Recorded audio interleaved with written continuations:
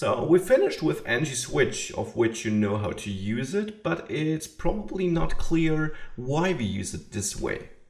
The reason is that behind the scenes for all these star directives, star ngif, star ngFor, Angular 2 does something else.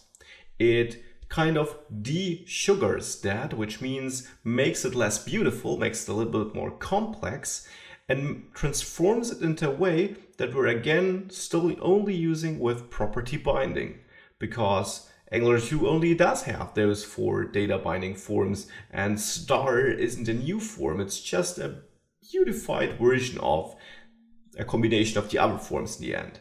So let's have a look at ngIf, for example. How would that look like, or how else could we write it? Indeed, we could write ngIf also like this. We could use template tag, HTML5 tag, and add ngIf with property binding here. So no star, ngIf, and then the condition, switch.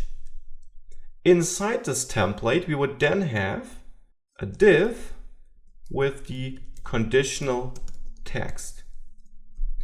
Now, if you reload this page and click on switch, you see that both conditional texts appear and disappear. So this works the same because it is the same. This part here is exactly the same as this single line, which is of course why Angular 2 offers us this nice syntax with the star. This is the more beautiful version. However, behind the scenes, Angular 2 will transform it into the second version with the template, which in the end only says, hey, remove this or destroy this template element, and of course all the children inside it, which is why this conditional text disappears, if this condition here is not met. So really it's only using the ngIf directive, uses property binding to pass the condition to check, and all the directive then does is check this condition and destroy the element it sits on if this condition is true or false in this case. So that's all what's happening here. And that is why here with ng-switch, we're having this different syntax. Because what we're doing here is we're saying, hey, set up this to have a directive which takes this value as an input.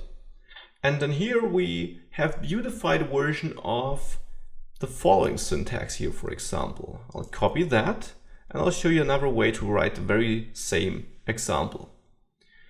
All the paragraphs would be replaced with templates.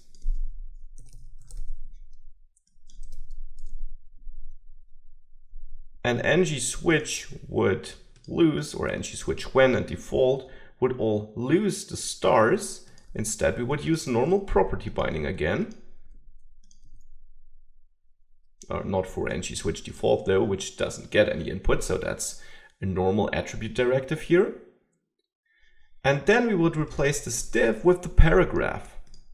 So now what happens here is this paragraph has this ng-switch directive which gets the value, and then the ng-switch directive will look for child elements, templates here, which have the ng-switch when directive on it to just check if the value passed to this paragraph here matches the value we're checking on the individual template.